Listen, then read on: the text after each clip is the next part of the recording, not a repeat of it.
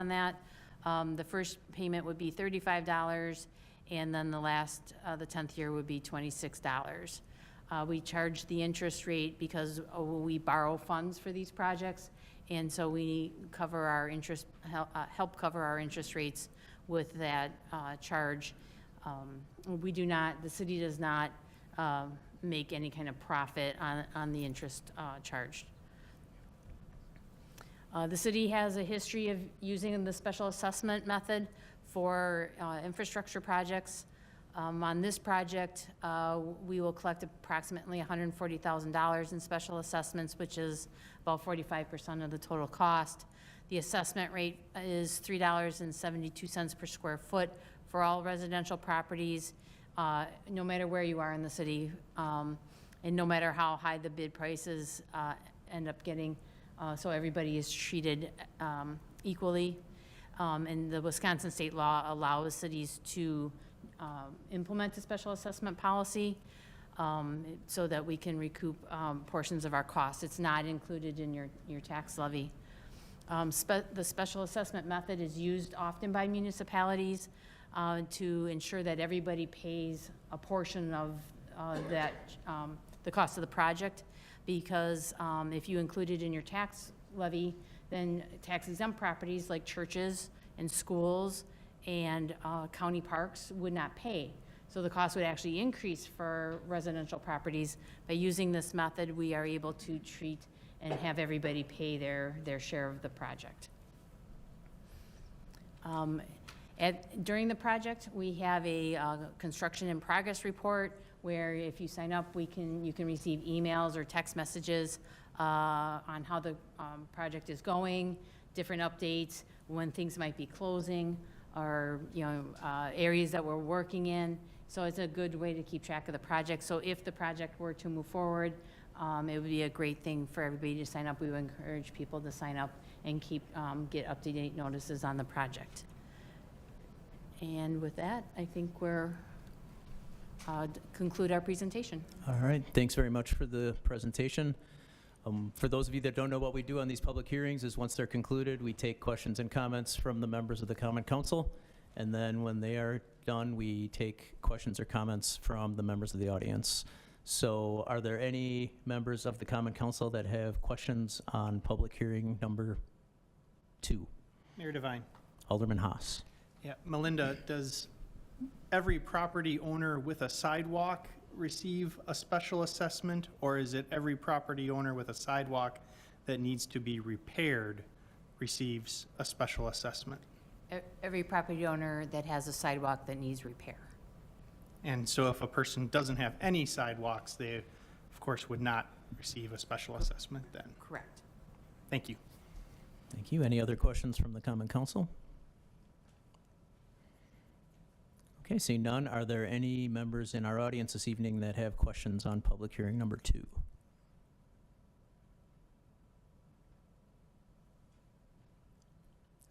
Okay, and just so you know, when it comes to the point on future public hearings, if you do have questions, we will ask you to come up to the podium, sign in either before or after your comments, and turn on the microphone before you speak.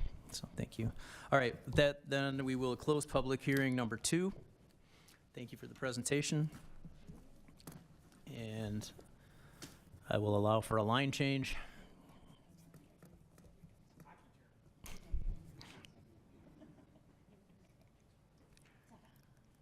And I'll ask the clerk to read public hearing number 1. Ordinance to rezone property located at 2211 South 60th Street from RB residential to RC residential. Thank you. I'll turn it over to staff. Mr. Scher. Thanks, Mayor. My name is Steve Scher. I'm the manager of planning and zoning. And our second hearing this evening is the subject of Longfellow School, the property at 60th and Grant, the address 2211 South 60th Street. The purpose of this hearing is to consider rezoning the property. It's currently zoned RB residential, and to rezone it to RC residential, which is a little bit higher density residence district, and also allowing for larger lot development, such as this almost 2.5 acre site. As many of you may know, the Longfellow School ceased operations as a result of school district consolidation, 3 schools closing, and this being one of the 3. The school district sent out a request for proposals to the development community and received feedback from several. They selected a developer called Housing for All, and their real estate development plan is to purchase the property from the West Dallas, West Milwaukee School District, and then redevelop it for a total of 51 units of housing. This makes it a taxable property with an estimated value between $4 and $6 million. The existing school building on site is roughly 3 floors. The original addition, the 1927 original portion of the building, is 3 floors in height. And then subsequent additions over the years, more recently, are lower in nature, about 1 story for the gymnasium. This is the zoning map. There's a number of different shades of colors here, but the different districts, the RB district is what the property is currently zoned, and that's similar to the lower density residential, both east and west of 60th and 61st Street. The RC district is a little bit higher density, and you can see some of that in the immediate area as well. Just north of the site, north of Grant Street on 60th Street, as well as the St. Rita's property, the church and school are actually zoned RC further south. But what that does, both districts, the existing RB, as well as the proposed RC, both allow multifamily residential. The difference is that the maximum lot width in the RB district is 80 feet.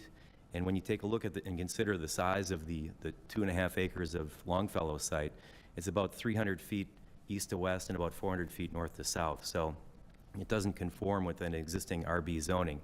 So for that purpose, instead of, I guess, going through a conditional use process and the developer requesting variances of the Common Council, staff recommended that the developer pursue an RC rezoning, which not only suits the proposed development intent, but the existing lot size and configuration of that property. The redevelopment concept is shown here. These images are conceptual. The purpose of this hearing is really the rezoning, but the developer has provided some basic concepts in terms of the site plan and the future look of the property. This is on the right here. This is the existing Longfellow building, this L-shaped, upside-down L shape here. 60th Street is on your right, Grant Street on the north top end, and then 61st Street is on the west side, on the left side of the screen. And this is a new building that would be constructed, a 2-story, 31-unit apartment building. And the look of it is shown here. It's a little bit of a variation. It's sort of mimicking the architecture of the neighborhood. There's I guess, an eclectic mix of homes west of 61st Street, ranging in size from like 40-foot wide lots to about 120 feet deep, and a number of different 1, 2, and maybe some 3-story homes in that area. This the proposed look is really in concept to sort of mimic the historic architecture of the neighborhood and pay it respect, so for a good scale and not to be too overbearing within the context of the neighborhood. So the developer is also going to be potentially coming back to the city's planning commission, but that's dependent on their application. They've submitted a tax credit application for building tax credits through WIDA, and that application was submitted last year, and they expect the turnaround on an answer of that probably later this month or next, and at which point they would transition into design plans and then bring those design plans back to the City Planning Commission. The developers also expressed an interest in, at that point, should that go forward, having a neighborhood meeting or an open house, perhaps at the Longfellow site, or it could even be here, just to bring the neighborhood in on the, being part of the future design concept and layout. In terms of the developer, Housing for All, their focus is on creating and preserving high-quality, mixed-income rental communities, incorporating green, sustainable practices within their developments. They build and hold developments so that they're in it for the long haul, and they have property management services as well as marketing and asset management services for a complete holistic package. The community amenities that they're offering here on the site that they've indicated so far would be to maintain the gymnasium and actually use that as an amenity for this development. It would serve the people that live here, and, you know, I guess without getting too far ahead, perhaps that even could be programmed for some public events. But there is also a playground area that would be maintained on the site and updated for the use of the neighborhood kids and families in the area. And that was something that was expressed as part of a community outreach by the school district late last year, actually of 2022. The design, as mentioned, along 61st Street for the new building, it will be designed in a manner to respect the adjacent neighborhood. And then the adaptive reuse of the existing school building is something that's they're also pursuing historic tax credits for. So that's a long-standing building within this neighborhood. It's been there for, you know, nearly 100 years. You know, it's something that the neighborhood is accustomed to, and it's nice to see an adaptive reuse of an older school building if it's not going to be a school anymore. There will be on-site parking, and then 2 access points are shown in this concept, one on 60th Street and then also another on 61st Street. The front yards, it may be a little bit hard to tell here, but there is proposed to be a front yard in front of this building with landscaping, perimeter landscaping around the site, walkable access up to the buildings from 61st or from 60th, from Grant Street, all of that being maintained and improved for the new development. The unit mix of those 51 units is 20 one-bedroom units, 18 two-bedroom units, and 13 three-bedroom units. They do have a property manager that they utilize, Lutheran Social Services, and their schedule, again, would be for tax credits would be announced. I'm sorry, I may have understated that earlier. Tax credits would be announced in May of 2024, at which point, around that point, Plan Commission design review would take place. And then, if all goes well, construction starting the spring of 2025 and completed mid-2026. The zoning summary, the RC district is a best fit for redeveloping this property, as it allows for the adaptive reuse, and there aren't needs for variances to overcome some of the shortcomings of the RB district. Housing is a suitable reuse for this site. Apartments are likely the highest and best use, and the parcel is also adjacent to other residential, commercial, and multifamily uses within the immediate area. So the RC district would not be considered a spot zone or an outlier to this neighborhood. There's other RC within the immediate area. So last month in December, Plan Commission recommended approval of the rezoning ordinance. And there was publication given within the Daily Reporter, the official paper. And property owners were notified, in total about 105 property owners within 200 feet were notified of tonight's public hearing. We have received some comments to date, both verbally, you know, over the phone, some emails, but comments generally speaking are questions on the proposed reuse, the number of units, the property value, maintenance, parking, and traffic. That concludes my public hearing. If there's any questions, I'm happy to help. Thank you much. Thank you very much, Mr. Chair. Are there questions from the members of the Common Council on this item? Mayor Devine. Devine, Go ahead, Rosalie. Alderperson Ranky. you mentioned, Steve, that there will be on-site parking. Are they planning on having any garages on site? There will not be garages. This is surface parking on this property of a total about, what they're showing here, about 45 parking stalls.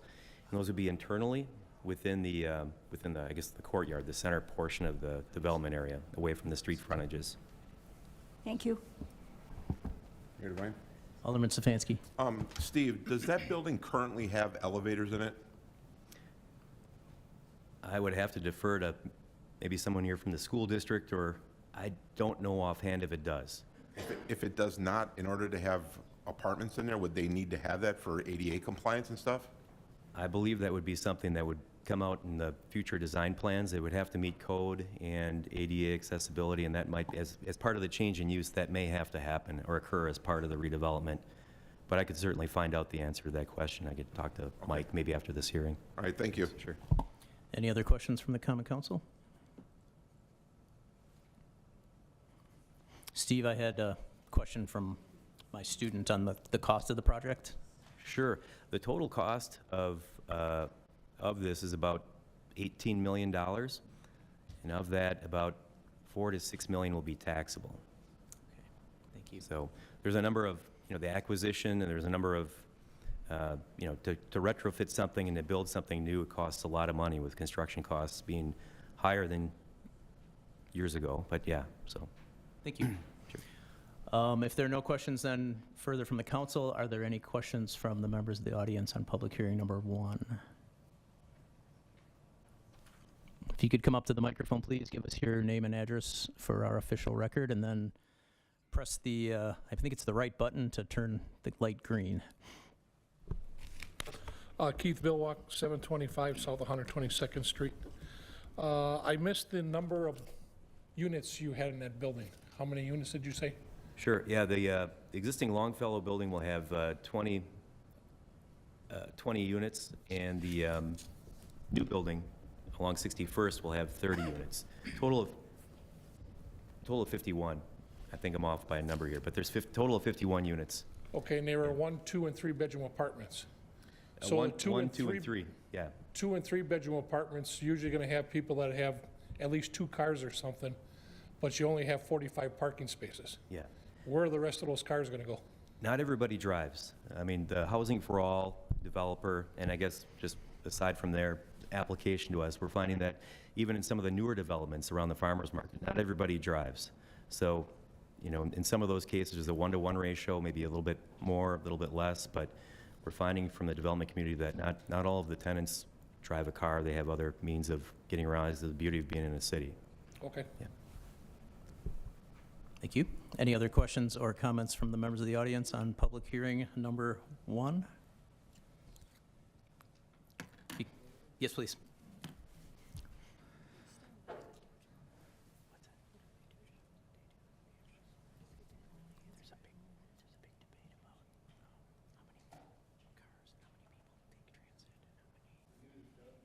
Oh, can we ask you to turn your microphone on, sir, when you get time?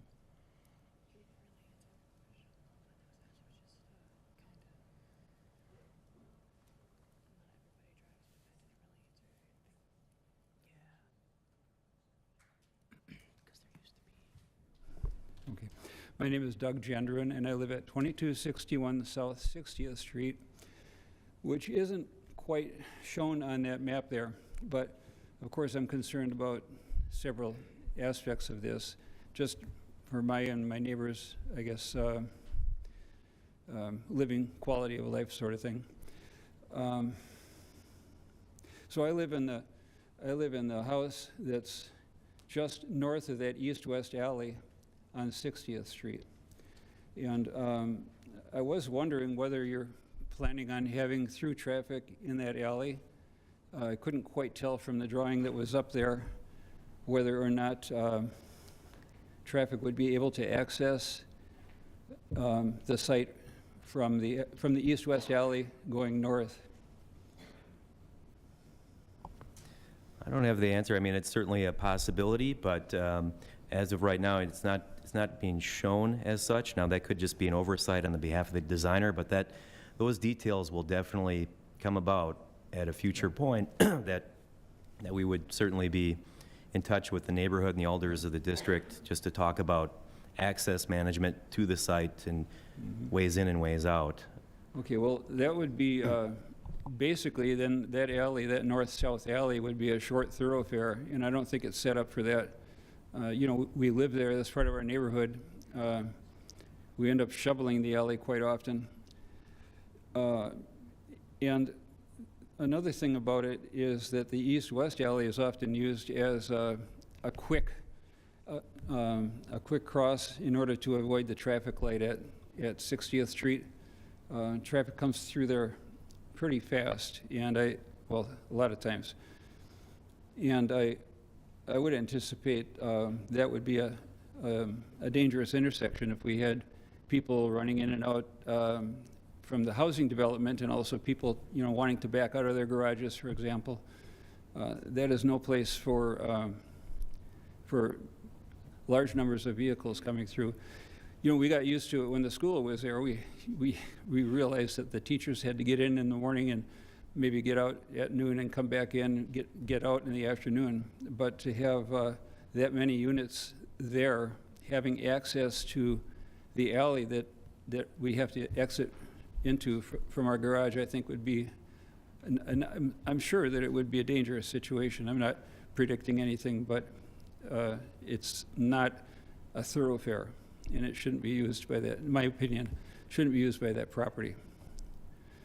So I did want to express that, and I'm a little bit concerned about the density of housing. Maybe you've had a traffic engineer see how this development would affect the 61st Street and Grant. I don't know if you have or not. I would anticipate that that it would have to be widened. Right now, you've got parking on both sides. Maybe you'd have to prevent parking there rather than, as the plan suggests, using it as parking. Or if there's land that needs to be taken, it would be taken from houses that already have fairly short front yards. So there's another quality of life aspect. And I actually wondered whether or not the city or the developer has any plans for those 6 housing properties that are south of the school. There are 2 properties on 61st Street, and there are 4 on 60th Street. And 2 of my neighbors actually exit out into the orange line there. I don't know whether the alley is going to be left as it is, or there's not a whole lot of room to widen to take from our properties to add to that alley's width. So what about traffic? Have you had a traffic engineer who analyzed this and said that, you know, there are going to be changes necessary as a result of all the vehicles there? That's all forthcoming. So the concept here, or the public hearing, is really about the zoning of the property, changing the zoning from RB to RC. And then the more detailed design plans will come before the city at a future date if the developer's tax credit application is successful. And then we would come back to the Planning Commission, our city engineering team, code enforcement team, among others, would be involved in evaluating, you know, traffic counts, the proposed impacts on the existing system, and whether or not changes are needed. So that it's certainly about, you know, will happen should this development go forward. But at this point, the plans that I'm showing are really just purely conceptual, just in the nature of, you know, just asking a question. If I say we're going to propose to rezone a property, say, well, for what? So I mean, I guess I'm just showing a concept at this point. And the more detailed things that you're asking for are definitely going to be are great questions and things that will get fleshed out as we move forward. Well, I don't know much about zoning. If I heard it correctly, the RB has a limit of 80-foot lot width, and the RC can be wider. Is that right? Yeah, the RC district is for the larger lot development, whereas the RB is a little bit, you know, the smaller, more traditional neighborhood lot development. Yeah. Yeah, well, you know, I would object strenuously to allowing that property's traffic to access that north-south alley between the T and the property. If it's proposed that would happen, I just want to let you know. And I do think it would badly affect the quality of life for the people who live there. Another thing is, I don't know, I couldn't tell, you are anticipating having access to 60th Street, right, as well as 61st Street? Yeah, the conceptual plans show an access point on 60th and one on 61st. And that's just, again, these are just purely conceptual at this point. I mean, Yeah. these aren't set in stone. Yeah, well, 60th Street is a pretty busy street. People who want to exit onto 60th Street from the alley often sit there for several minutes, depending on the time of day. It could be several minutes that they're waiting to get out of there.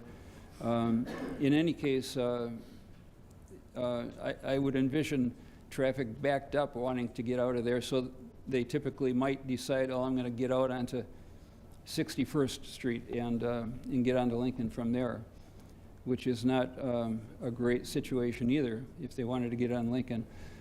But There, as Mayor probably knows, there are weekly, almost weekly accidents there on 60th and Lincoln. It is not a good place to turn left from.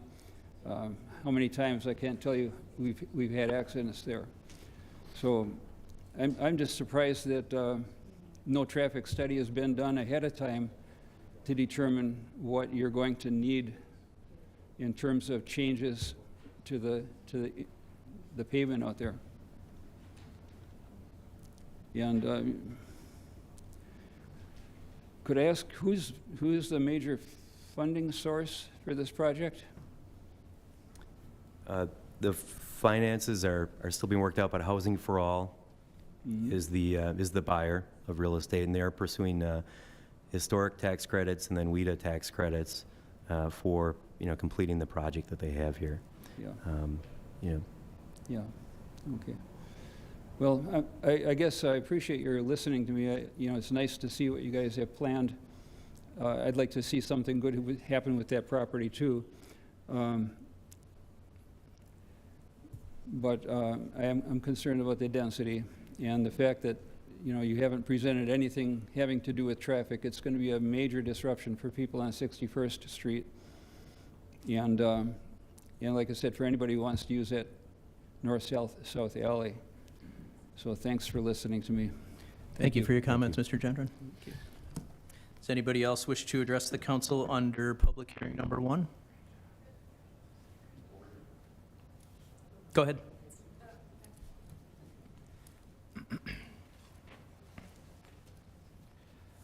I think the microphone's on because the thanks, green light's there, okay. but we just need your name and Hi, address. yeah, my name's Claire Fons. I live at 2210, so like literally right across the street on 60th. So my understanding is, I sent I think the planner a very long email, which I appreciate the very thorough response to, is you don't want me to talk for like 15 minutes about my questions that don't have to do with rezoning, because I have a lot of thoughts on the matter. But if you didn't rezone it, or if you didn't change the rezoning, would that limit the quantity of units they would theoretically put? Or No. would they just go about trying to still get back to 51 in roundabout ways? They could still pursue the same number under RB zoning. The difference is that they would have to ask for some variances, just given that the lot width. Yeah. Okay, because I agree, like, I had said in my email that the traffic, just even having Beloit open again, I noticed the difference. So having 51 units where clearly, even if people in theory don't all drive, again, if they have visitors, or maybe they all do drive and they're just gonna park somewhere, we're not gonna like it. There's just no way around it. Having people consistently, that many people adding to the neighborhood, that's too many. It's too many units. I grew up in Bayview. I saw, like, I'm 35, from the beginning of when Bayview was garbage people didn't want to go to now, and that's not appropriate use of property. Shoving 51 units in there is not appropriate use of that property. So, I could see 30, maybe. My other thing is that always, like, from the beginning, there had been this concept of green space. And in my mind, that's something that can be utilized by people who don't have children to maybe sit, read a book, and it sounds like you're just revamping a playground. So why, I don't have a child, there's not really anything that I can utilize a playground for. So green space seems to have been a little bit misleading as far as what is going to be put there. So I guess I just don't appreciate that being a bit misleading as far as how that's being reutilized. Unless what's being said right now is different than what they plan on doing, but it sounds like it's just a nicer playground. I could go on with my question. Please do? Okay. So big concern I have is actually, what's the name again of the Developer? the development company? Housing for All. Housing for All. Okay, I don't want to be judged in saying this, so please don't judge me with this, but I'm very concerned about this being utilized as low-income housing. Is this something that's going to be accessible as low-income housing? Because when I asked the general price of maybe one of these or units, I was told the salary, some were designed for people who make, say, $50,000 a year, and some would be for $30,000 a year. I bought my house in October, and I'm not going to tell you how much I make, but the housing market is awful right now. I'm imagining how much a person who makes $50,000 or $30,000 could pay in rent, and I would appreciate a rent estimate from this company about how much they think they're going to charge for these units, because I'm trying to think of what someone who makes $30,000 could pay for a unit, and it's not much. And with what our limit is for what low-income housing can utilize, if it's allowed to fit under that, and I know I am Lutheran, I know what Lutheran Social Services does, and I just have concerns that it's going to turn into low-income housing, or at least a good chunk of it will, and that brings down property value. Unfortunately, part of it is not necessarily the people who live there. Part of it is the caretakers of the property, but that is a significant concern. Again, I think learn from Bayview about how they utilize their old buildings and their area, and take that forward with how you use this space, because there is a beautiful old building, there's opportunity for housing, but I think this is not appropriate. I think that's the majority of what I have to say. Yeah, that's probably it. The low-income housing, the 30 to 50, I want to know what you're charging for those units, because it can't be a lot, or someone wouldn't, I mean, think $30,000 after taxes if they're trying to save any money. How much do you think you're going to be able to charge for a unit? It's not that much. It's what, maybe 500? Think something like that? Yeah. So it's very easy if you have a family of 3 kids, say, to fall into that bracket of low-income housing. If you allow housing for all, sounds like they will utilize that. Milwaukee will utilize that. And I think it would be unfortunate for the neighborhood if it ended up tanking what West Dallas is trying to recreate. 4 Points is beautiful. Like, obviously those buildings don't make any sense for that area. That does make sense. That structure makes sense to fit into the neighborhood. But, you know, we have Corvina, beautiful. There's a vegan restaurant that's on the way or coming in. I think they have to redo what used to be a pizza place. So we're trying to build and make people want to come to West Dallas, not make people think, everyone knows the phrase dirty Dallas. We're not trying to recreate dirty Dallas. So just be very thoughtful in how you approach this project, that it doesn't bring us down, it brings us up. I think I'll leave it at that. Thank you. Does anybody else have comments on public hearing number 1? Mayor Devine? Alderperson Keene? I actually had a quick question. Steve, when Longfellow was open, where was the drop-off for kids? Because I'm assuming that parents would drive by, drop off, and pick up 5 days a week. Where was that occurring? I believe that was taking place on the on the Grant Street side. I know there's a ramp that enters the school here in Grant. Now, there may be other points too, maybe along 60th, but I think in terms of safety, 61st or Grant Street were probably the 2 best options if you were dropping somebody off, to do it safely. Thank you. Thank you. My name is Mark Vogel, 2226 South 60th. I live directly across the street. I have a lot of concerns about the traffic and congestion. I no longer work. In the summer, I'll invite anyone to come sit on my porch and have coffee with me. I will tell you that the bike lanes are passing lanes. You narrowed 60th Street because it would appear narrower and people would go slower. They go faster. The city could probably, if driving in the bike lane is a ticketable offense, you could make lots of money by having cops sit there. And when Beloit Street was under construction, southbound 60th, both lanes, the bike lane and the normal lane were packed solid during rush hour on the way home. So traffic and congestion are a big concern. You're going to have them come in and out on 60th Street, making a left-hand turn going north on 60th to get into that parking lot.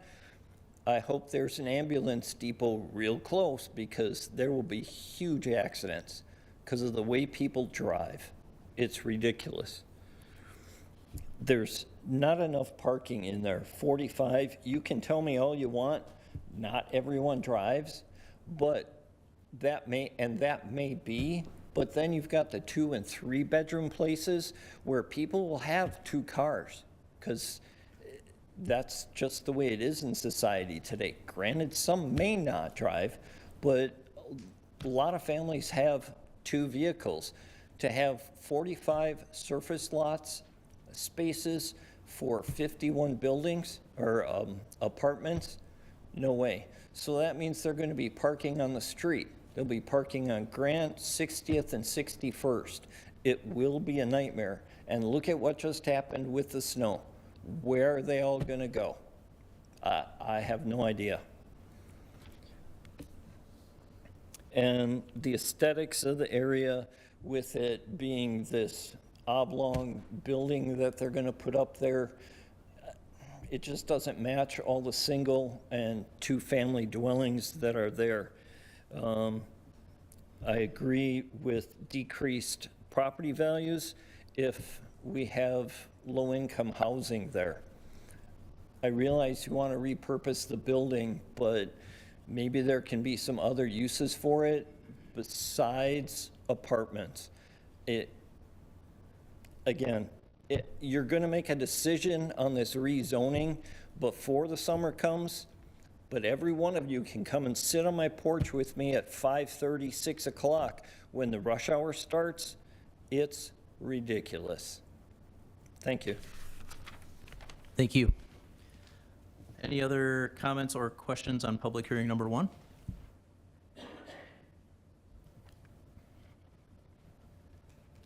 Okay. Thank you all for your comments. We will close public hearing number 1. And I will ask the clerk to read out public hearing number 2. Conditional use permit for West Dallas Food Truck Park, a proposed restaurant at 8443 West Cleveland Avenue. Mr. Chair. Thank you, Mayor. The owners of Michael's Restaurant, who recently purchased it last year, are interested in also repurposing the parking lot they own. So just to show you underneath the, right about here, if you can see the cursor, this is Michael's Restaurant, the second from the corner. And they also own these 2 other lots. Actually, it looks like 1 lot, but it's actually 2 separate lots, one with a garage and one for parking.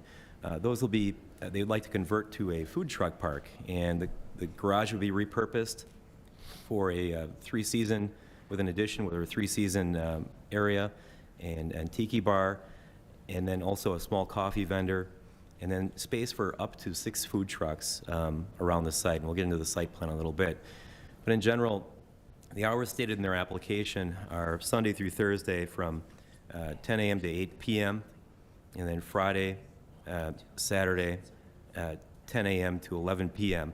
Now that's just what's stated in their initial application. Since that time, they've scaled back their proposal a little bit in terms of the hours. Basically, with the food trucks being open, I believe it's 10 a.m. to 8 p.m. Sunday through Thursday, with the bar being open just one hour more, and then Friday to Saturday, 10 a.m. to I think it's 10 p.m. for the food trucks, and then with the bar open being one hour more. Make that 9 p.m. on Friday, Saturday, 1 hour more for the bar. So, and with the zoning being C2, it is considered a conditional use, and is treated similar to a restaurant when it's off-site on premise. So a total of 6 food trucks, and it'll be easier to see them in the color rendering next, but a temporary coffee kiosk here, a bar with indoor seating. This is the garage, the existing garage here, and then there's the garage addition being added. And then additional outdoor games, picnic tables, the patio lights, cornhole games, and other games of skill for hanging out while you're there on site. Just an aerial view of now and the future. You can see the new added-on garage will feature 2 ADA restrooms, up to 6 food trucks. There is access shown actually off of Cleveland Avenue and then into the site through a gated entry on the west side of the, or east side of the alley. And then the south side primarily being open for egress as well as ingress for a couple more food trucks on the east side of the site. The picnic tables for outdoor seating and games here. The garage would also feature roll-up glass windows for the indoor-outdoor feel. Bicycle parking would be added in one of the angled parking stalls along Cleveland Avenue. And then in terms of architecture, the exterior remodel would feature a gray tones with board and batten siding, glass overhead doors, and then some new darker gray shingled roofs. And then just continuation of windows around the east side of the facade. And then the south exterior is fairly solid as it faces an alley. This is a closer view of the floor plan. So the blue area is the existing garage area, about close to 600 square feet. And then the addition, which would accommodate the restrooms, and then the seating area would be out in front here, about a little over 700 square feet. So this is north facing Cleveland Avenue, and then this is west and south here. In terms of taking a look at the lot breakdown, the site does consist of 2 lots, and they are detached or separate from Michael's Restaurant. This is a separate operation for Michael's. While it's owned by the Michael's owners, I don't think it's going to be called Michael's Food Truck Park. It'll have a different name and a completely different operation. The licensing, it would have a separate license, and it's my understanding that the Michael's liquor license would be transferred at a future date, a future council meeting, from Michael's to this site to accommodate the tavern use that they hope to have here. There is parking, not only in the city right-of-way, in this blue area here. This is angled parking. It's actually technically in city right-of-way, as well as street parking along Cleveland Avenue, and then also along the east side of the site facing 84th Street. There's an alley that runs north-south, I guess south of Cleveland Avenue, and then wraps around and then heads back east over to 84th Street. McCarty Park is nearby, and we took a look at available parking within the area, and this does consider street parking. In terms of off-site parking, within a 1/10 of a mile, or roughly 525 feet, 2-minute walk, there's about 92 parking stalls. And then in addition, there's street parking along 84th and along Cleveland within this tighter 2-minute walk radius. And then in terms of other parks, the McCarty Park is to the east, and they have a 114 stall parking lot just east of 84th Street. So there are, I guess, at least 92 parking stalls within a very short walk, and then if you factor in the additional 114 stalls, I guess a little bit further walk, but again, certainly not out of the realm of possibility. Plan Commission has recommended approval. It has been noticed in the official paper. Property owners within 200 feet, actually a little bit further than that west, have been notified. Comments received to date, sort of questions on the proposed use, the number of food trucks, screening, parking, maintenance, and noise concerns. I should add, though, that with the Plan Commission's recommendation for approval, subject to council approval of the conditional use permit and council's approval of a license transfer is needed. And then in terms of the more technical specs, details, the Plan Commission wanted to know details of the refuse location on the site, the frequency of pickup, and by commercial hauler. The ownership has indicated that they would do, the location of refuse would be at the Michael site, and the frequency of pickup would be at least 2 days per week. Each of the food trucks will be served by an electrical service, so there'll be, there won't be an allowance for generators. In other words, generators create noise, and that can create nuisance problems within the neighborhood. So the ownership is coming out of the gates proposing an electrical service for each food truck that's there, so there'll be no need, no purpose for a generator running on site. The submittal of a certified survey map, just to combine those two parking lots into one lot of record. And then lastly, completion of all building and site improvements prior to opening. So those are the conditions that Plan Commission had sought, and we share them with you this evening. Thank you. Thank you so much. Are there questions from the Common Council on public hearing number 3? Mayor Devine? Ooh, that was a tie. Alderman Rowe, please go ahead. Alderman Rote. What were the hours again? They seem to be a moving target there in the last 5 minutes. I apologize, I didn't get the right ones into the PowerPoint, but let's see if I can have my notes here. The hours, if I don't find my notes, I'm going to call upon Sam or Lee. So I'm Sam, one of the owners, Michael's. Up to the mic, please. Yeah, Sam Speaker, one of the owners of Michael's. We have spoken with the neighborhood to kind of adjust the rules. That's why it's moved a little bit. But the plan right now is weeknights, so Sunday through Thursday. Food trucks would stop serving at 8, giving people time to finish their food and head out. The bar will be closing at 9. And then weekends, that'll be moved back an hour. So food trucks will be closing at 9. The bar is planning on closing at 10.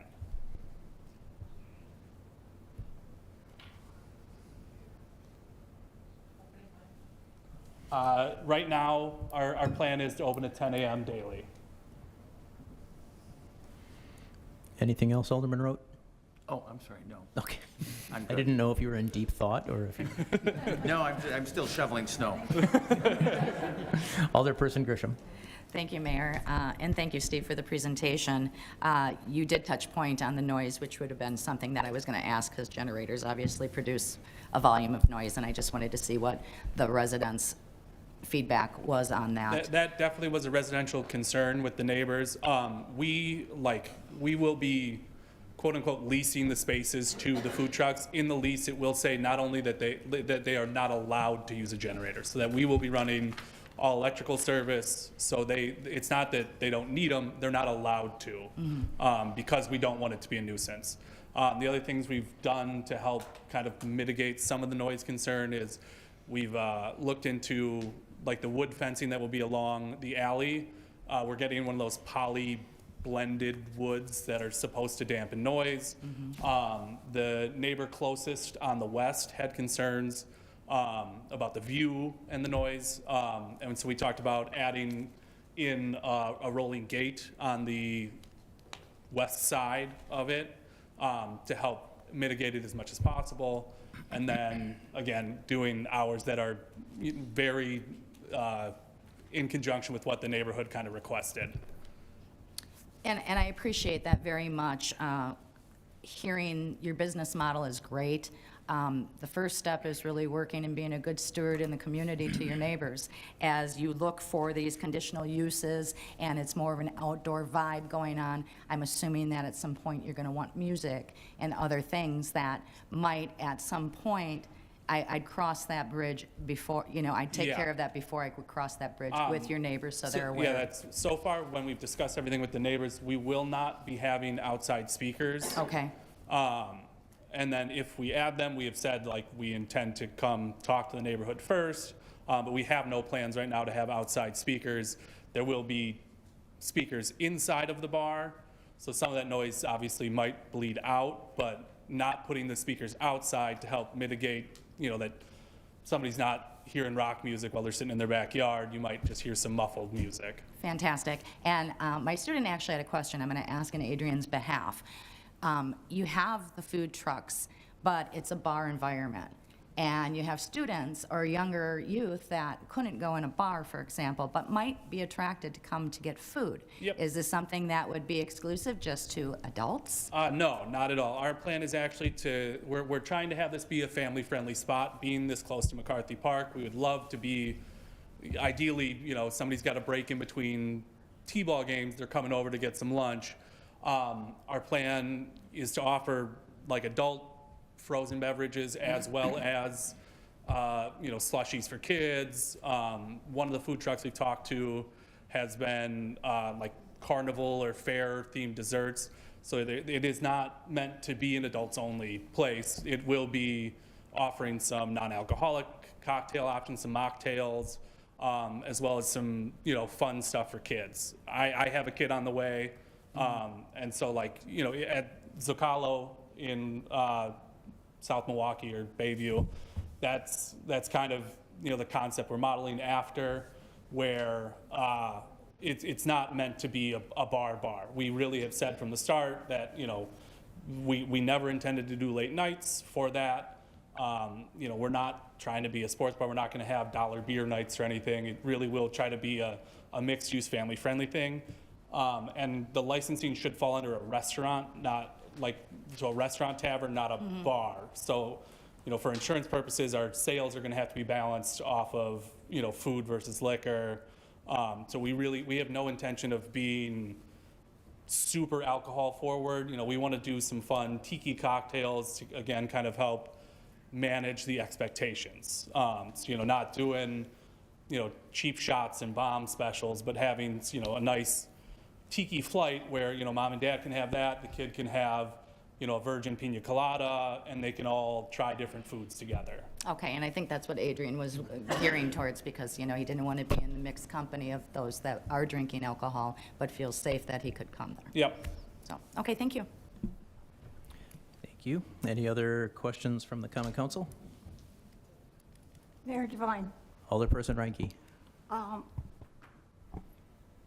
I frequent Michael's Restaurant often, and the parking is an issue with the restaurant as far as the number of cars that are parked there. And then with this venue, which is an interesting concept, I have to commend you, I'm wondering if the parking in the neighborhood would be acceptable to the neighbors.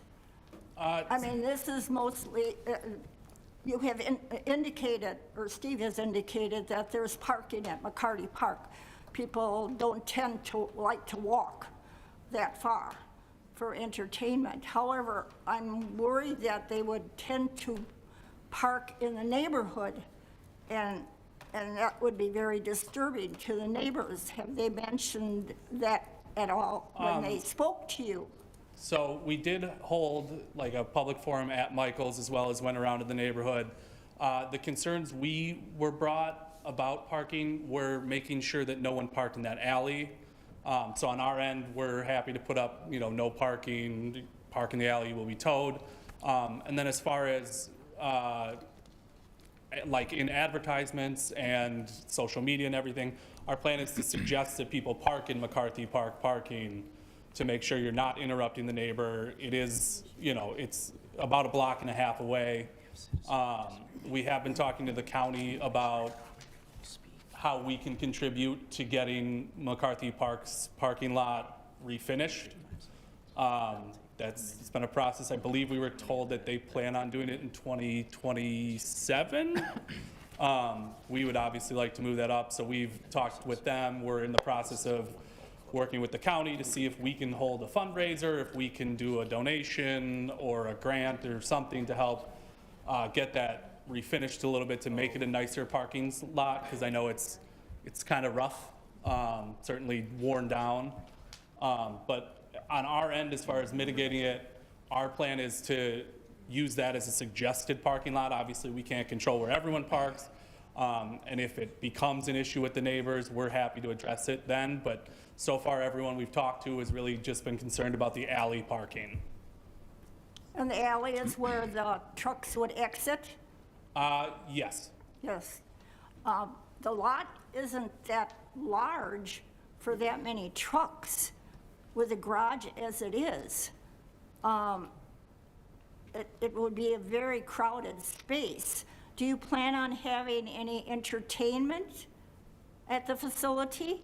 I like live music or? Right. No. So as far as what we plan for the outside space is seating, some nice string lighting, and then having some space for yard games, which we've also talked about setting some hourly limits on those. So if noise does become an issue, like if we have a bag set, we will keep the actual bags behind the bar. So if somebody wants to do it, we have some control to mitigate the noise. But we have no plans on having any outdoor music live or played from a stereo. I see. And the bar hours, from what Steve has indicated, are only till 9 o'clock? 9 o'clock on weeknights and then 10 o'clock on weekends. I see. And have the neighbors all received notice of this? Yes. Okay. Thank you. Thank you. Any other Mayor questions? Devine. Alderman Lysick. Alderman Rote and I met with the owners of Michael's regarding this proposal several weeks ago. And I expressed my concerns at that time, as Alderperson Reinke did, regarding the parking, because there is very limited parking in front of this property. Michael's is a going restaurant. They have good business. There's a liquor store. They don't own it next door. That also has parking needs. And in talking to the individuals, I asked the question, how many customers each day does it take to support a food truck? And I was told it takes about 50 customers per food truck. So if you're talking 6 food trucks, you're talking 300 customers. And if you'd have 2 persons in a vehicle, that's 150 cars between the hours of, 10 in the morning till 8 at night. And most of those, I guess you could whittle it down to say it's going to be in the noon hour and the evening lunch hour. So I think the neighbors have to be aware that there is going to be impacted parking in the neighborhood. They're going to be parking on Cleveland Avenue. They're going to be parking on 84th Street. There are no restrictions now, just to let everybody know. I have no doubt that these individuals are going to operate the business as they say they are. I think it's going to be, if it goes through, a good operation. We're not talking about the moving of the tavern license this evening or the hours of operation. That goes to a different committee at a different date. And they're going to be subject to the restrictions we have on outdoor licensing in the summer hours. Because if you're going to, serve off premise, off of your, onto your building, there's restrictions we have. So you have to abide by those restrictions and closing times, et cetera. So that'll be a separate issue. As far as the food truck goes, closing at 8 o'clock, it's a little bit different than what you told us at the meeting. You told the food trucks would close at 7. I have no problem with 8. That's a reasonable hour, and I think that's fine. I think there's going to be ultimately limitations on alcohol after that. I think you're going to have to be, if people are going to be eating, they're not going to be able to drinking outside. I think that cuts off at 8 o'clock. So I think you have to take that in consideration. Yeah, and that's the But later. Again, that's not tonight. That's, the license is a different issue. That's at a separate night. So I just don't want to make you aware of that if that is approved, you're going to have some restrictions there. And I don't know if you've researched those or not. But just so you're aware of it.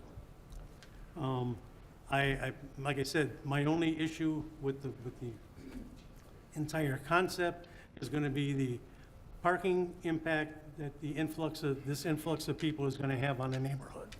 It's a property abuts residential on 2 sides.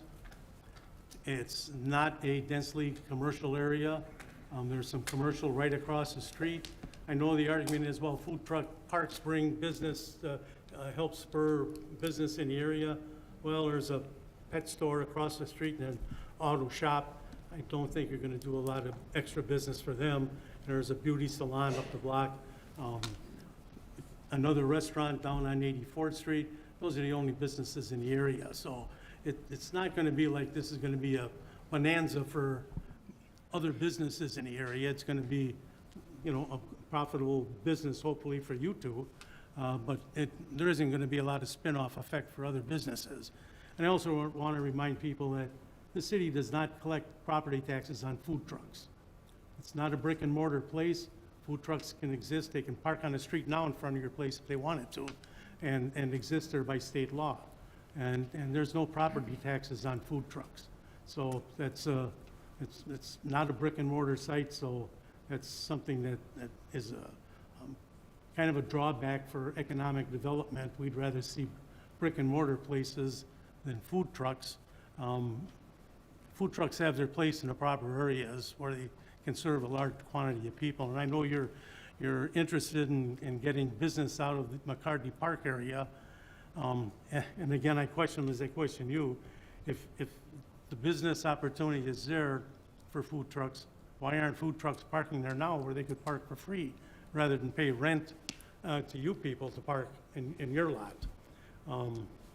That's just questions I have. But I have no doubt it looks like it's going to be a nice operation. I just want the neighbors to be aware that if this goes through, there is going to be an impact in parking in the neighborhood. Thank you. Mayor, Thank you, Alderman Lysick. Alderman Rote? Steve, can you share with us any of your feedback that you got from the 200-foot mailing, please? Sure. Most of the feedback I received was positive in nature, but there were a handful of people with concerns. The one more specifically was, I believe, east of 84th Street with concerns about property maintenance, parking, traffic, I think. But for the most part, what I received was support. I mean, primarily a lot of that I saw was on social media, where I saw just an outpouring of support. And now, whether or not those people are living immediately adjacent is a question, maybe some, but I do understand that, you know, both Sam and Lee have gone out into the neighborhood, knocked on doors. They had an open house at their restaurant to invite people in and talk to them about the proposed use if they had any doubts or concerns. There's, you know, one other, I think, property owner just west of the location that was concerned about, you know, views into the facility. And I think, you know, Sam, I think you spoke about that a little bit with respect to, you know, the hours of operation. And I think they're feeling better about it after speaking with Sam and Lee, but most of my contact with the neighborhood has been over, you know, what I've seen on social media or what I received directly in the office via phone call or email. Thank you. Any other Mayor questions? Devine? Yes, I'd Alderman just like Lysick. to add that Alderman Rote and I have had very, very few phone calls one way or another regarding this, and emails as well. Very, very few. And I have to say, response has been about divided pro and con with this. So, you know, I'll reiterate what Steve said. I'm sure there's a lot of people that don't live in a neighborhood that are opining that they'd like to see it. And there's some people that live close by that would rather not see it. So there's a mixed bag out there with feelings. I just want you to know that we did not get a lot of talk from people about this. Thank you. Thank you. Any other questions from the Common Council? Okay, seeing none, are there any members in the audience with questions or comments on this public hearing?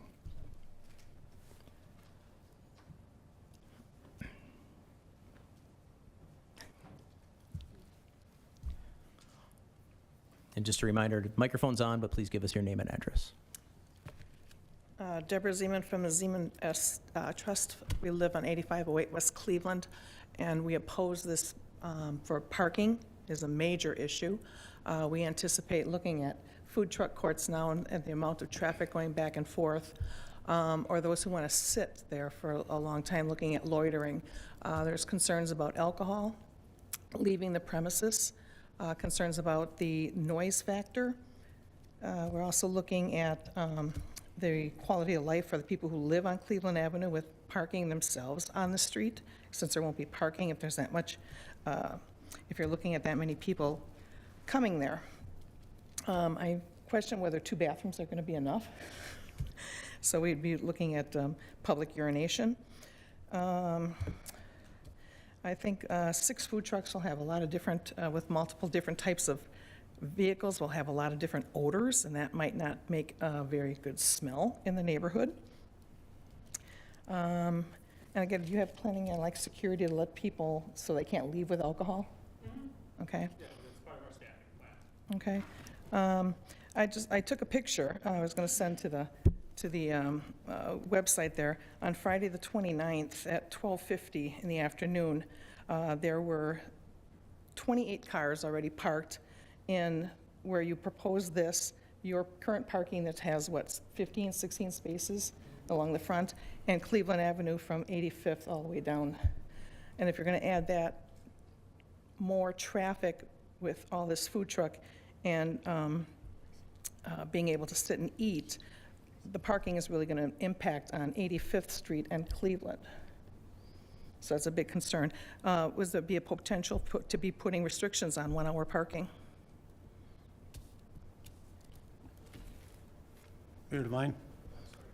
Sorry, I was talking to my youth. Yeah, go ahead. Yeah, parking restrictions can be put in. If people come in with a petition, certainly the older people of the district consider that. Thank you. Thanks very much. Anybody? Oh, go ahead.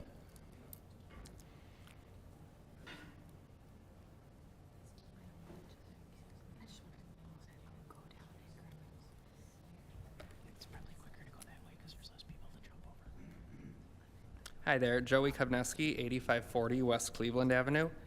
I live about a block away from this project and have grown up in that house my entire life so far. So I've lived there about 24 years now.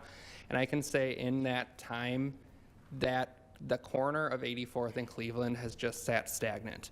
There's been no new development, no new businesses come in. I've only seen businesses go away. The abandoned office building across the street, the store in between Michael's, the liquor store in the lot, whatever that was 20-some years ago, has sat empty for the past 20-some years. So I'm just here to say I appreciate an interest in development in that area and having new ideas and new creative ideas. I look across District 4, and across District 4, there's not many projects that make West Allis what we market it as today. I look at the 6 Points community, that's not in District 4. I look at developments along Highway 100, not District 4. I look at developments along Greenfield Avenue in downtown West Allis, the National Avenue corridor, not District 4. I can't speak to anything within my district that brings in new people into the city, that makes the things that we are making our city known to be. This project helps with that. This project brings people to different parts of West Allis that they have not necessarily been to before. This project will hopefully bring new developments to the corner of 84th and Cleveland. Parking could be an issue. However, there is ample street parking on Cleveland. There's ample street parking on 84th. There's parking less than a block away in the McCarty Park parking lot. I'm envisioning this will be a walkable destination by people in the community as well, knowing that there is a crowd in the community who will appreciate this. We have a lot of younger people moving into this area who I know personally would frequent a development like this. So knowing that, I just want to speak in favor and support of this project. Thank you. Thank you very much. Are there any other questions on our third public hearing?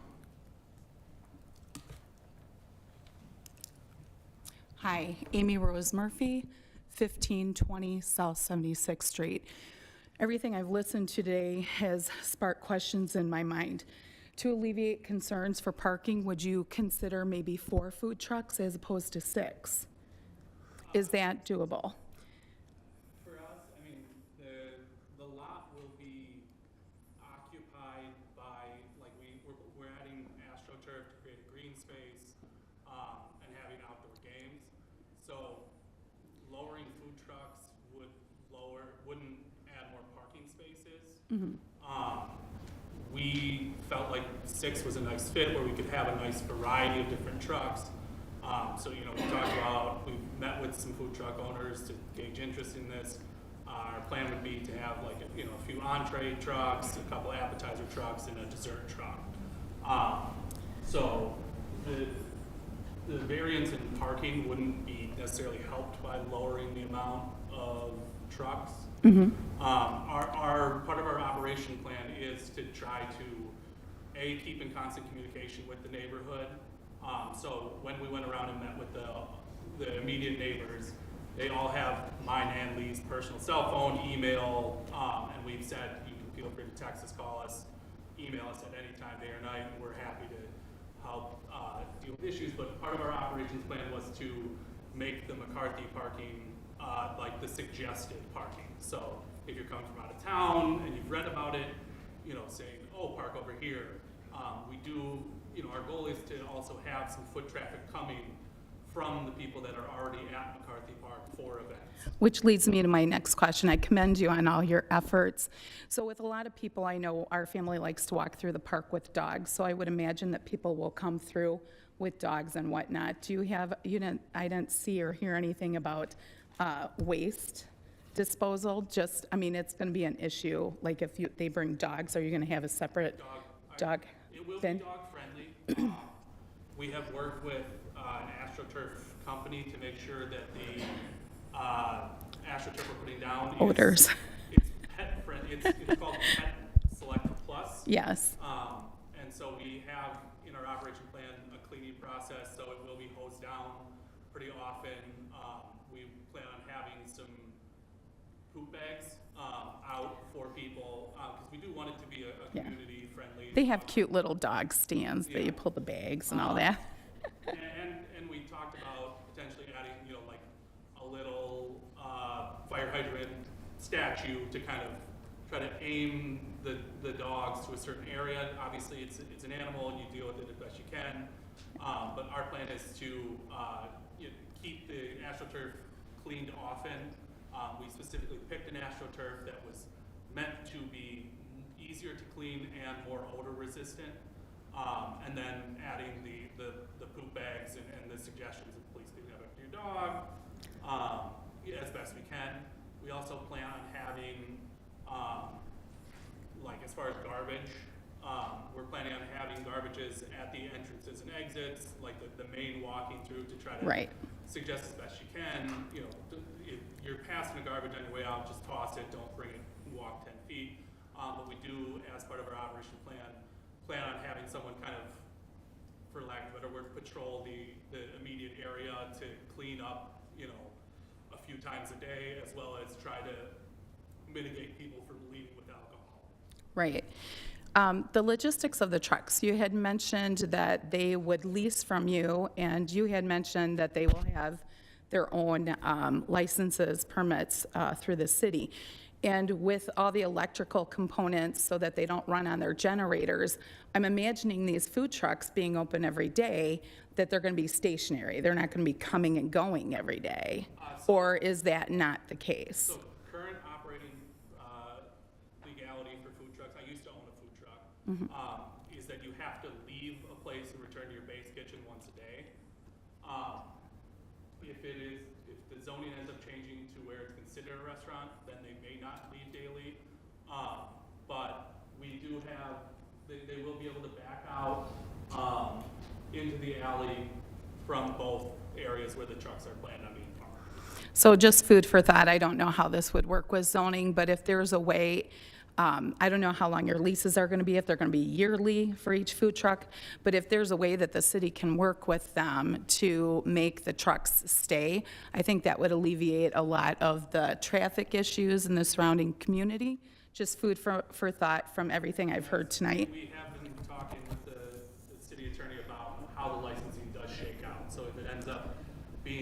licensed as a restaurant, then they would be able to, they would fall under the restaurant licensing as opposed to. And then there would be increased tax revenue? No. If they're stationary and the zoning's changed, I mean, it defer, I opens a don't whole know. can of worms, but there's a lot of ideas there that could hit a lot of topics discussed. Thank you. I appreciate your time. Thank you. Any other questions from the audience on public hearing number 3?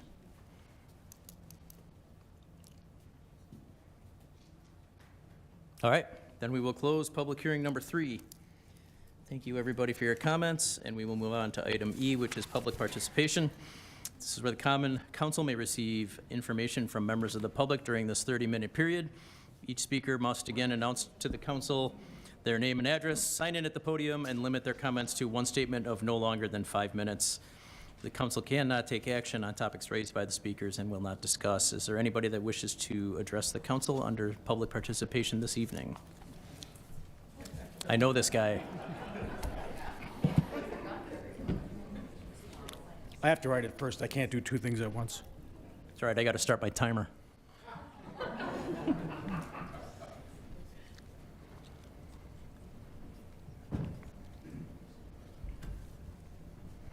I'm here to speak on item number 16 on the agenda tonight.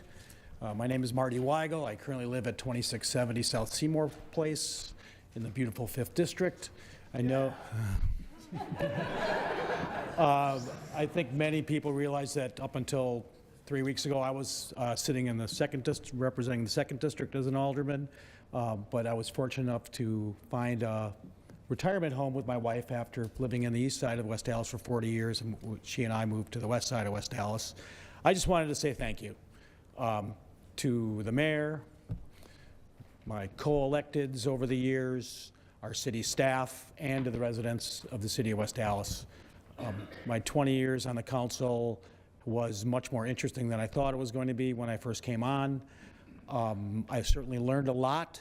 It had its ups and downs, but I think we, the community, the elected staff, all working together, have pointed West Dallas in the right direction. We've heard some comments tonight about where we're kind of going and how we're positioning ourselves. I think a lot of what I'm thankful for is the community development stuff that we've done. You see the apartment buildings, the rehabilitation of empty properties, and I think we've really come a long way in the last 20 years. And I've been a businessman for 40 years in this community also. So when I came here in 1980, it certainly it didn't look like it does now. So again, thank you to the previous mayors, the current mayor, city administrators, current staff. Like I said, it's all been very exciting time for me. And on that note, I will add that I am running for alderperson in the 5th District because one of the alderpersons, Rosalie Reinke, is not running after many years of great service that she's provided. There's an open seat. I understand there's another person running also. I'm looking forward to an interesting campaign this year. And I hope that the citizens of the 5th District will see fit for me to put my 20 years of experience on the council to use. So I'll see you later. Thank you very much. Thank you very much. Does anybody else wish to address the council under public participation? Flip this over.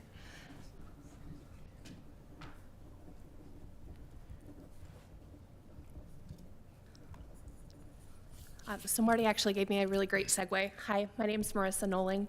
I live at 1981 South 77th and wanted to take the opportunity with Marty leaving as the 2nd District alderperson. That leaves one open seat for this April election. I am running for alderperson in the 2nd District of West Dallas. You can find me on social media at Marissa for West Dallas on both Facebook and Instagram. I moved to West Dallas kind of accidentally in 2015 and really fell in love with the city. So much so that when we purchased a house, we very intentionally only looked in West Dallas. Have loved the direction that we're going and am very excited to continue the path. Anybody that talks to you that knows me will tell you I am one of the biggest hype people for West Dallas. I love when people tell me that, oh, you live in West Dallas and isn't that kind of, Dude, no, let's go downtown in West Dallas. Let's go to station number 6. Let me show you what West Dallas is like now. So I'd like to bring that enthusiasm as an alderperson to District 2. So again, my name is Marissa Noling. I am running for alderperson in District 2. Please find me on social media, Instagram and Facebook at Marissa for West Dallas. Thank you. Thank you. Does anybody else wish to address the council under public participation?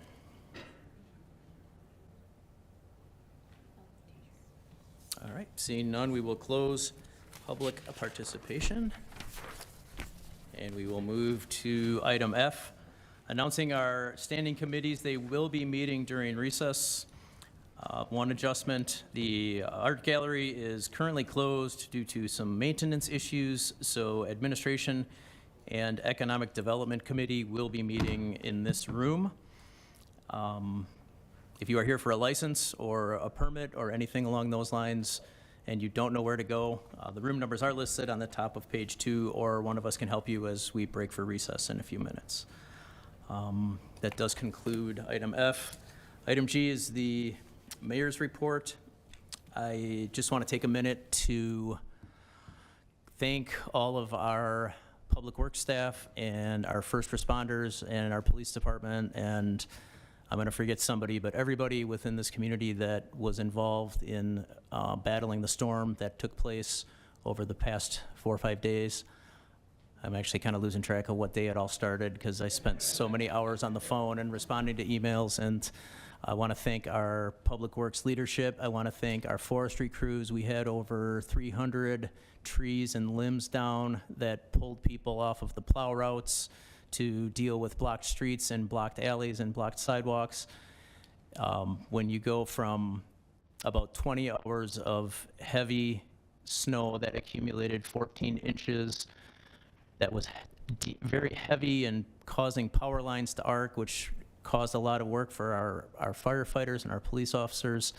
And then you go right into a deep freeze, which everything that didn't get touched turns into solid ice. It was just a perfect storm of every possible curveball that could be thrown at our team was. And were we perfect? No. Did we do everything we could and try our best? Yes. And am I proud of everything that the men and women did for our departments? Absolutely. I understand there are still some people stuck, still dealing with problems. I know I'll speak for the council members that they've heard a lot of calls and a lot of emails and contacts as well. Cleanup was still going on today, but we are doing the best that we can with what we have. And I just want to thank everybody who was involved in fighting that. That does conclude the mayor's report this evening. Do we have any Mayor other Devine? person's reports? Alderman Rote. Excuse me. I did a ride-along that night with the West Dallas Police Department. And I got to tell you, just please, move your car to the right side of the street during a storm. It's very, very important. And if you're on a main snow route, get your car off of it. And that's all I have. Well said. Thanks, Alderman Rote. Any other alderperson's reports? Mayor, Alderperson Turner? You turned your mic on, sir. Just want everyone to know that this Saturday, I know it's cold out there, but Liberty Heights Park is having an evening of winter fun, part of the winter week. They're going to have ice skating with free skate loans, a mini skating lesson. Kegel's, I know the restaurant is having a food truck there where they're going to be giving out hot cocoa, and they're also doing s'mores with the fire pits we have there. They will have food there as well. Glow stick dance party, indoor crafts. They have a warming area, photo booth. It's so many things they're going to be doing, but I just want to let everyone know. And it's going to be from 5 to 7. It was going to be later, but something's happened later on, so they can't do it. So with the Packers doing so well this year. So please, if you can come out. But Kegel's and West Dallas Heating and Cooling are two of the people helping out with this, so thank you. Thank you, Alderman Turner. There was somebody else. Mayor Devine. Alderperson Grisham. Kind of to echo Alderman Turner, Winter Week did start this week. I attended Winter Week Food and Clothing Drive. This is sponsored by our West Dallas Bid, After Dark Rotary Club, as well as Liberty Heights. I think all this week, we have a lot of events that are happening, from the soup crawl to trivia night to Fire and Ice at Liberty Heights. So if you haven't heard about it, visit the bid or get on social media and attend the events. Thank you. Thank you. Any other alderpersons' reports? Mayor Devine? Alderperson Stefanski? I just wanted to make a point about the DPW and the hard work they did with their street cleaning, but because of the freezing, I witnessed something today right outside my house on the side streets. Slow down, they are still ice, and a person went right into the embankment, tore up the whole bottom of their car. So drive safe on the side streets, please. Thank you. Any other alderpersons' reports? Mayor Devine, Alderperson Ranky? I want to thank all our wonderful employees. It was a good job, and I think they deserve an applause. So could we all applaud?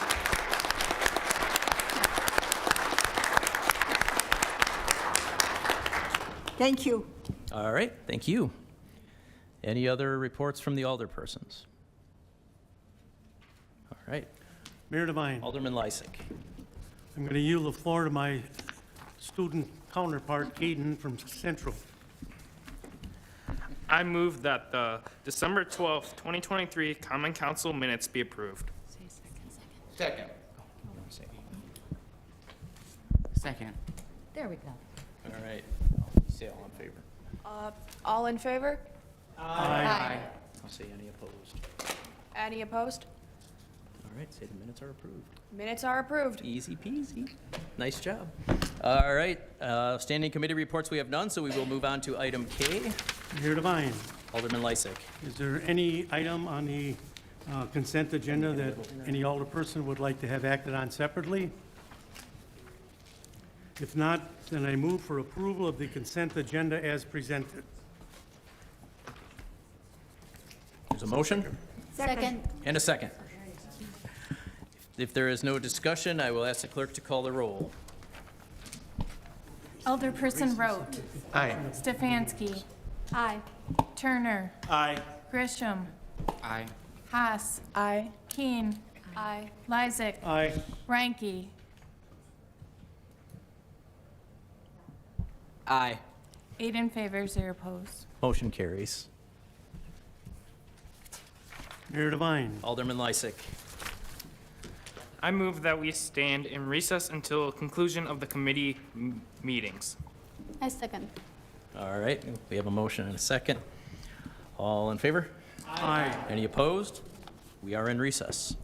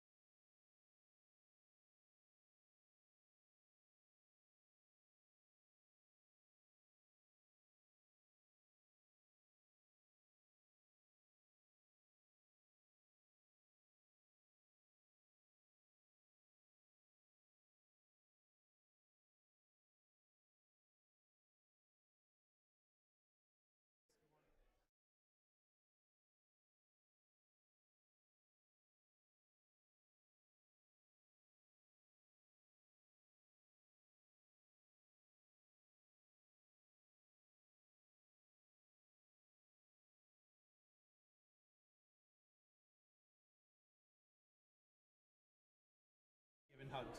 All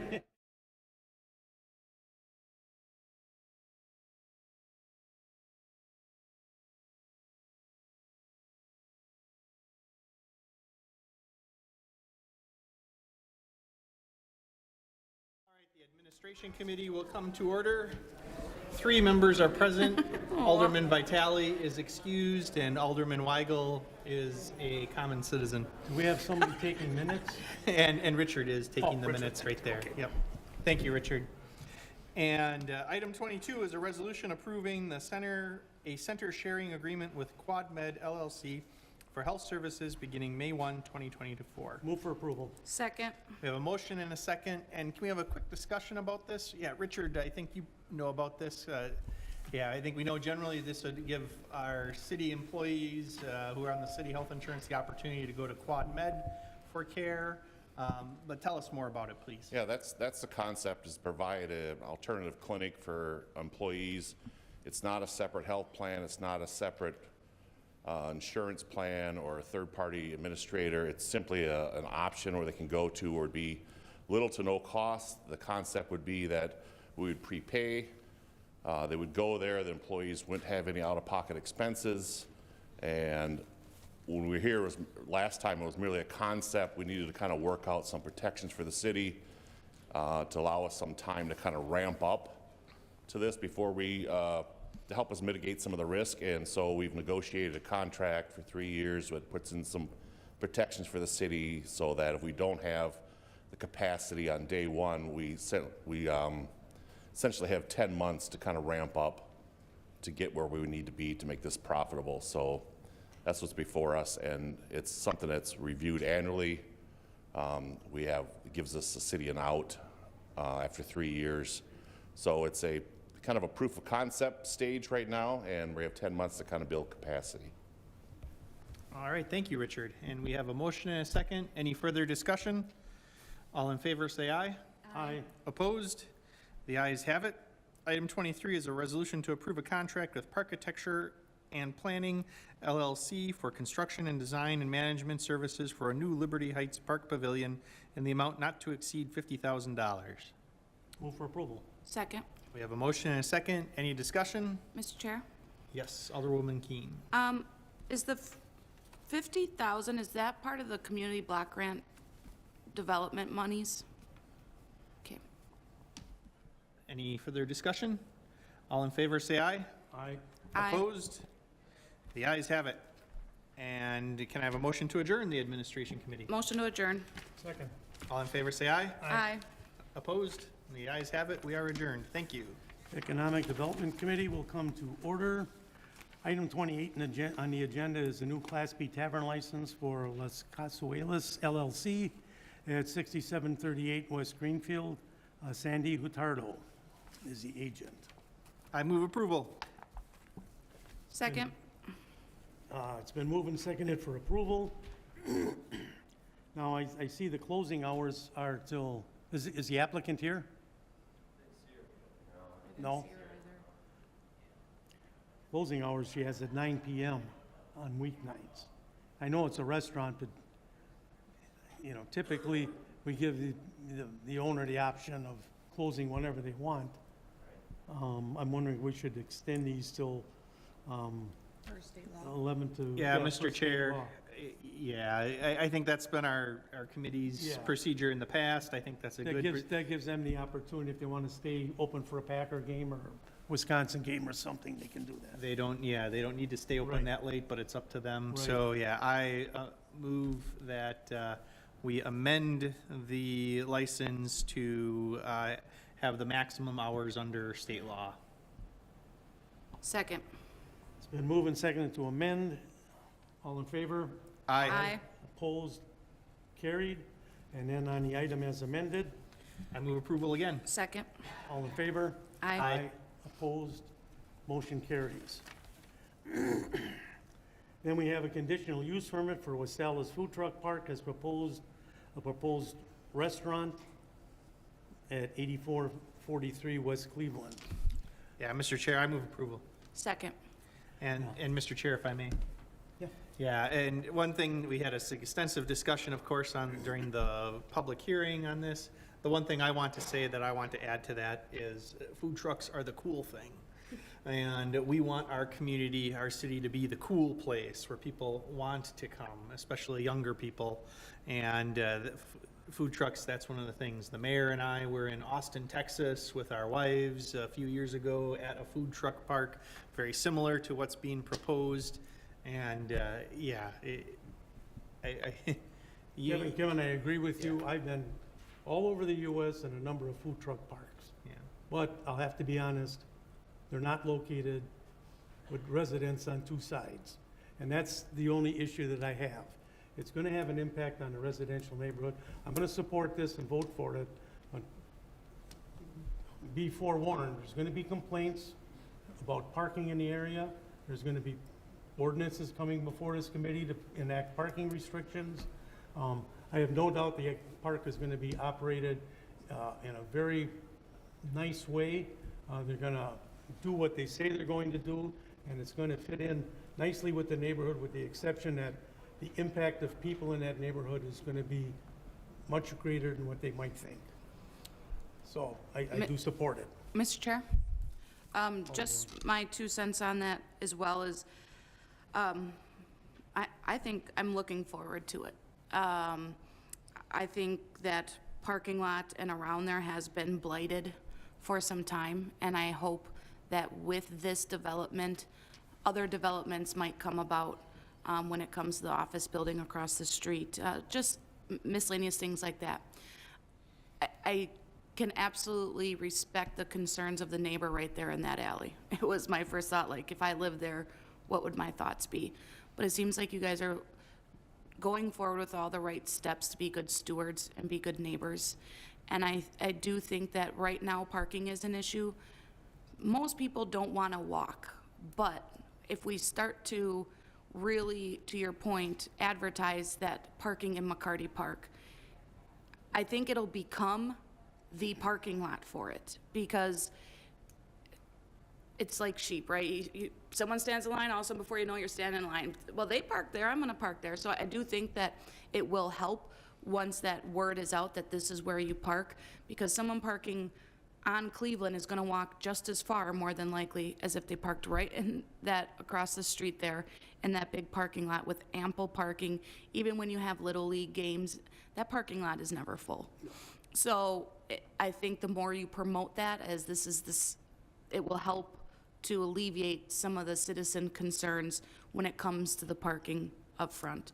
I'm in favor, as Alderman Lysick said, this isn't this conversation, but just know, like with liquor license and stuff, obviously different requirements and potential ordinance have to be looked at, and timeframes, but I am in support of what you guys are bringing to the area. It's been moved and seconded for approval. Any discussion? All in favor? Aye. Opposed? Motion carries. So motion to 29? adjourn? We gotta 29. do the number 29. Oh, 29. That's right. Is that Steve, what's Rezone it- property at 2211 South 60th Street from RB to RC. Motion to approve. And I second that. Any discussion?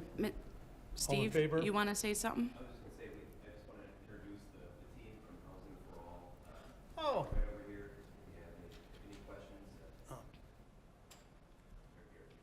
Mr. Chair? Yeah. You guys were here during public, okay, so you heard the concerns there. I do feel some of the concerns are valid when it comes to the alley. Yeah. I could definitely see that being a hot spot, a nuisance, a accident site.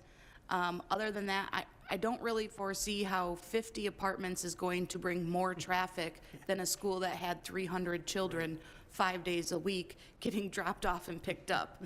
I would think you would see a reduced amount of traffic. I just think it's going to be the alley. It will be. If you can turn left into that alley, it's going to stop 60th Street. It's going to be a pain. Yeah. Cars flying by, trying to get around. So I think if that's taken into consideration, obviously, more plans to come, right? We're at step 1. This is step 47, so I don't want to put the cart before the horse, but. Even at step 1, though, we have no plans to Oh, okay, good. That's good to know. And we're anticipating a write-in and write-out Okay. So Any ins- further discussion or questions? All in favor? Aye. Opposed? Motion carries. I move we adjourn. Second. All in favor? Aye. Opposed? We are adjourned. Thank you. There.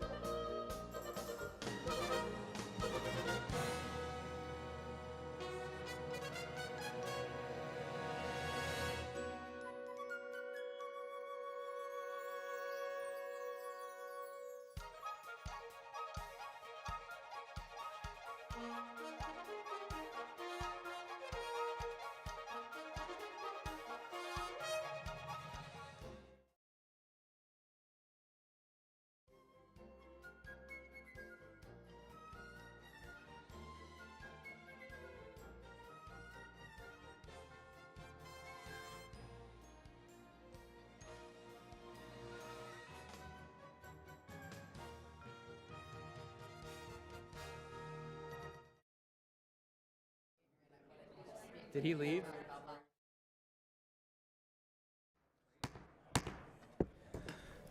Good evening. We'll call the Common Council back to order, and I will ask the clerk to call the roll. Alderperson Rote. Here. Stefanski. Here. Turner. Here. Grisham. Here. Haas. Here. Keen. Here. Lysick. Here. Ranky. Here. 8 present, 1 excused. We have a quorum. We will begin with the Administration Committee. The Administration Committee recommended adoption of items 22 and 23. Mayor Devine, I move for approval of the committee report. Thank you, Alderman Haas. Is there any discussion? Hearing none, I will ask the clerk to call the roll. Alderperson Rote. Aye. Stefanski. Aye. Turner. Aye. Grisham. Aye. Haas. Aye. Keen. Aye. Lysick. Aye. Ranky. Aye. 8 in favor, 0 opposed. Motion carries. Next up, we will have the Public Works Committee report. The Public Works Committee recommended placing on file items 24, 25, and 26, and adoption of item 27. I move in accordance of the committee report, Mayor Devine. Thank you, Alderman Road. Any discussion? Hearing none, seeing none, I will ask the clerk to call the roll. Alderperson Rote. Aye. Aye. Aye. Aye. Aye. Aye. Aye. Motion carries. Thank you. And then we will have the Economic Development Committee. Economic Development Committee recommended granting of item 28 as amended to the max hours allowed. 29 will be separate, and 30 approval of that item. Thank you. Mayor Devine, I move for approval of the committee report. Thank you, Alderman Lysick. Any discussion? What was the vote on 29? That is coming up separate. It's separate. Oh, thank you. Yeah, this is 28 and 30. Okay. If there is no other discussion, I'll ask the clerk to call the roll. Alderperson Rote. Aye. Stefanski. Aye. Turner. Aye. Grisham. Aye. Haas. Aye. Keen. Aye. Lysick. Aye. Ranky. Aye. 8 in favor, 0 opposed. Motion carries. And then Mayor Devine. Alderman Lysick. Item 29 on the agenda is an ordinance to rezone a property located at 2211 South 60th Street from RB residential to RC residential. It was acted upon favorably by 3 members of the committee that were present. I move for approval of the committee report on that item. Thank you.